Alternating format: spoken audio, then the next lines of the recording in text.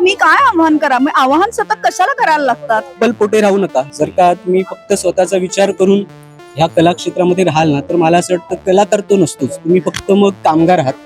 कलाकार म्हणायला नाही हवं मग तुम्ही स्वतःला. कुठलीही चळवळ म्हणा, आंदोलन म्हणा, हे दाबलं जाण्याचा प्रयत्न केलाच जाणार आहे. पण त्याच्यावरती आपल्याला सजग राहून, आपल्याला अडीग राहून त्यावरती काम करत राहणं गरजेचं आहे. आपने मेरे को बोला था अंग्रेजी आपको काम में आएगा, इधर जापान में काम में नहीं आ रहा है सर.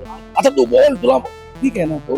तो मला असं वाटतं की त्याच्या मनात माझ्या भाषेविषयी तिरस्कार निर्माण आला पाहिजे. तर त्याची नाळ तुटली आणि अभिजात याचा एक मर्यादित अर्थ आपण घेत बसलो तर मराठी भाषेला निश्चितच आज संवर्धनाची गरज आहे असं मला वाटतं. जी शेवटी आपली मातृभाषा आहे, आपलं मूळ आहे, हे आपलं घर आहे, आपलं गाव आहे, हे ह्याला विसरून आपल्याला चालणार नाही. अभिजात दर्जा मिळून काही होत नसतं. मला असं वाटतं भाषा व्यवहारात येणं खूप आवश्यक असतं. मुळात ती आज व्यवहाराची भाषाच नाही राहिली आपली. पण तरी मी एक थोडंसं तिखट भाषेमध्ये काहीतरी लिहिलं होतं.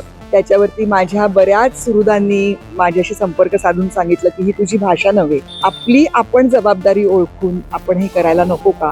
छत्रपती शिवाजी महाराज, जगद्गुरु तुकाराम महाराज, ज्ञानेश्वर माऊली अशा लिजेंडरी लोकांच्या राज्यात जन्मलो आणि आपण ते लोक जी भाषा बोलली ती भाषा आपण बोलतो, याच्यापेक्षा मोठं काहीच नाही.